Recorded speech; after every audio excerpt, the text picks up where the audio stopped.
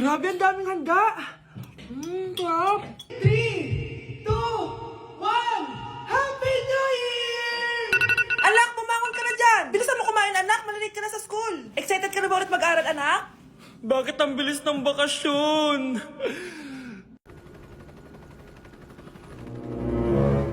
OMG, grabe yung baha, oh. For sure, marami naman nakurakot si Dad. Paldo! Oh, Cheska, ba't ang aga mo? Di ba traffic kasi baha? Ay, opo ma'am, baha nga po eh. Kaya pinag-helicopter na ako ni Daddy para safe ako. Kawawa nga po yung mga tao eh. Wow, sana all. Ah, yes Daddy? Opo, nandito na po ako sa school. Yung baon ko 1 million ha, send mo na. Ha? 1 million yung baon niya? No! Binasa mo yung Chanel bag ko! Sorry, Cheska. Alam mo ba kung magkano to, ha? 600,000 to! Mas mahal pa to sa bahay nyo! Napakamahal naman yan. Whatever. Papabili na lang ulit ako. Salamat ka, mabait ako. Nahiya naman tong 300 peso na bag ko. Be, tara sa kantin. Nag-crave ako ng siomay tsaka ng kwek-kwek. Tara. Pwede bang sa Wolfgang na lang tayo mag-lunch? Hindi kasi ako sanay sa mumurahing pagkain. Be, anong kala mo sa akin? Anak ng CEO? Ano ba yan? Hindi ba kayo binibigyan ng allowance ng daddy nyo? Ako na nga lang. Hindi ka naman ganyan dati. Okay, class. Si Cheska na ang bago nating treasurer. Ma'am, wag si Cheska. Kukurakutin niya lang yung class funds natin. Parang tatay niya. Flood control, ayaw. Gastos, gusto. Kaya mayaman si Cheska kasi korap ang pamilya niya. Ang laki ng tax na binabayaran ko. Sa Disney Princess pala natin napupunta lahat. Habang kami, binabaha na dito. Ikaw pa helicopter lang. Wow, napaka-lavish mo naman. Tsaka, pairam muna ako nito Chanel bag mo ha. May ambag din ako dito, no? Hindi kami titigil hanggat walang nakukulong. Deserve niyong magdusa. Nay, penging pera? Yan, ako magaling sa paghingi. Wala akong pera. Damot naman. Bibigyan mo din ako ng pera, Nay. Tao po. Anak, may tao ata dun sa labas. Tingnan nyo nga. Yun, Nay, nag-aaral ako. Nay, kausap ko jowa ko. Ay, sorry babe. Ginugulo kasi ako ni mama eh. Nay, nagtitiktok ako. Ano ba yan? Ang tatamad nyo? Asan na ba si Kyle? Baka may pera po kayo dyan. Pangkain lang po. Kawawa ka naman. O ito, 10 pesos. Salamat po. At dahil dyan, may 100 pesos ka. Salamat. Vlog ba yan? Opo, mag-hype po kayo. Binibigyan po namin yung mga taong tumutulong sa amin. Talaga? Malaki na ibibigay ko sa susunod para malaki din ibabalik nila sa akin. A few moments later. Palimos po. Pangkain lang po. Ay, kawawa ka naman. Teka lang. O eto, 10,000 pesos. Sa'yo na dito ATM ko. Mag-withdraw ka ha. Talaga po? Ang bait niya naman po. Oo, mabait talaga ako. Salamat po dito ha. Saan nagpunta yun? Babalik naman yun, di ba? Yung 10,000 ko. Yung ATM ko. Meanwhile, Ang galing natin, Kyle. Hati tayo dyan, ha? Teka lang, nasan si Kyle? 10K tapos ATM mo? Walang iya ka, Kyle! Hi, classmates! Ako nga pala si Ashley, ang pinakamayaman at sobrang ganda niyong kaklase. Hi, Ashley! Pwede ba tayo maging friends? Ay, sorry, di ako nakikipagkaibigan sa ganyang muka. Ew! Sumanong ugali na ito. At least maganda ako. Eh, ikaw? Pangit ba talaga ako? Uy, Scarlett, sabay na tayo kumain ng lunch. Sure, saan? Ako na lang sabay mo kumain, wag na si Scarlett. Ako na bahala sa lunch mo for the whole year. Walang iya ka, Ashley. Aagawin mo pa sa akin yung crush ko? Sige na, gusto mo bilan pa kita ng car? Car? Sige, sabay na tayo kumain, Ashley. Sorry, Scarlett. Sorry, ako pinili niya. Eat well sa'yo, ah. Bes, payag ka ba nun? Inagawan ka ni Ashley? Ano bang magagawa ko, Bes? Kailangan ko maging blooming. Hay naku, madali lang isagot dyan. Try mo tong Garnier Vitamin C Serum. Baka ito rin the right one for you at hindi yung crush mo. Tama ka dyan, Bes. Kaso natatakot ako, baka lalo lang ako maging haggard. Don't be afraid to try new things kasi. Malay mo ito na isagot para maging fresh ka. Sabi mo yan na. OMG, ang fresh na ni Scarlett. Ano kayang ginawa niya? Paano siya naging fresh? Hindi pwede to. Oh, ano ka ngayon, Ashley? Mas fresh na si Scarlett kesa sa'yo.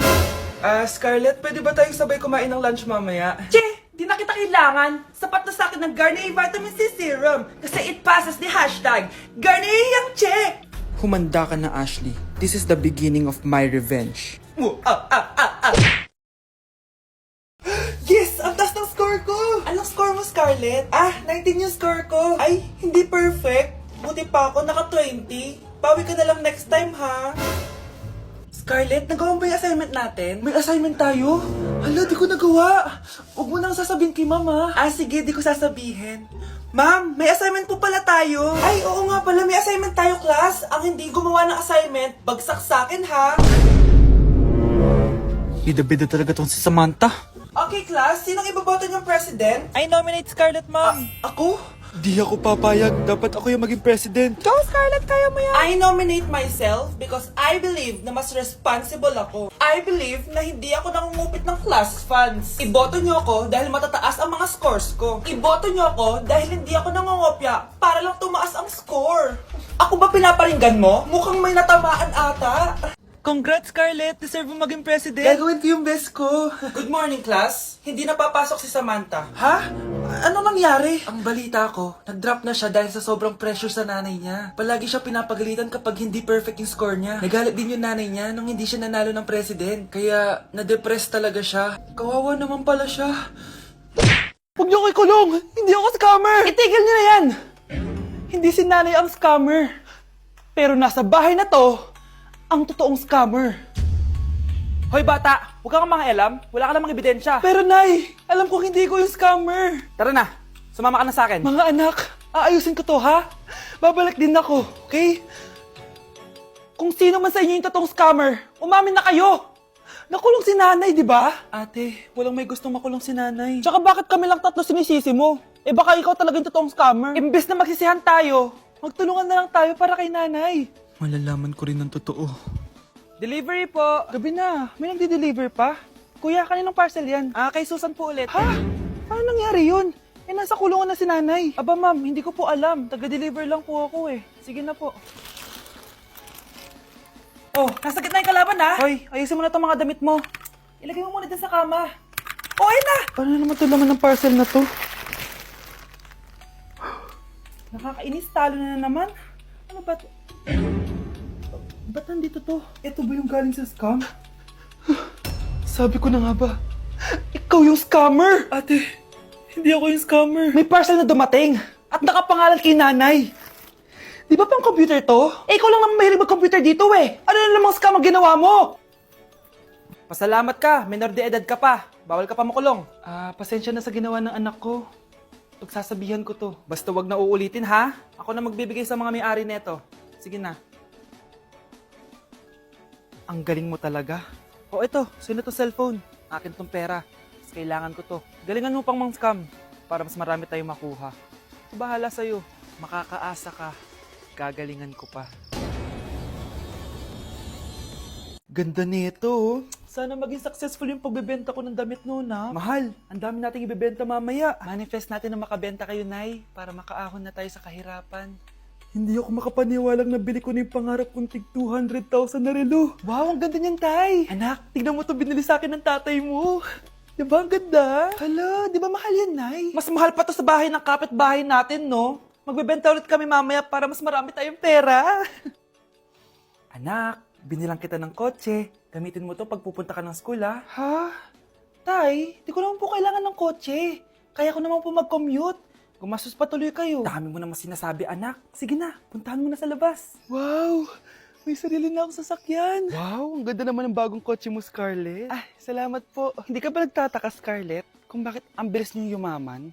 Galing yun sa pagbebenta ng damit nila nanay. Ang dami na nga nila mamahaling gamit ngayon eh. Sure ka ba? Na damit lang ang tinitinda nila? Nay, bumabagabag talaga sa isip ko kung bakit ang bilis nating yumaman. Ano ba talaga binibenta niyo ni tatay? Ano ka ba anak? Malaki talagang kita sa pagbebenta ng damit. Pero nay, wala nang pero-pero. Hindi ka ba masaya anak? Na mayaman na tayo? Na nabibili natin lahat ng gusto natin? Sige na, mag-aayos pa ako ng benta ko. Mahal, nakauwi ka na ba?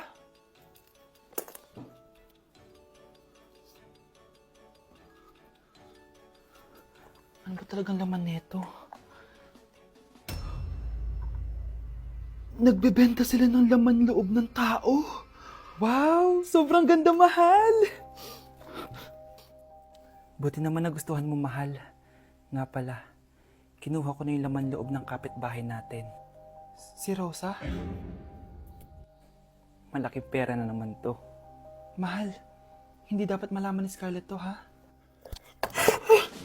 Ano yun? Nasaan yung ledger? Nandito lang yung kanina. Ba't mo winala yung ledger, mahal?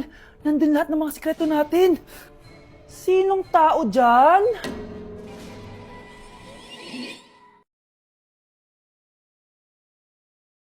Anak, sigurado ka na bang itutuloy mo yung pagpunta mo sa ibang bansa? Huwag ka na malungkot, Nay. Kailangan ko magtrabaho doon. Para sa inyo ni Kyle. Ate, mamimiss ka namin. Basta anak ha, palagi kang mag-iingat doon.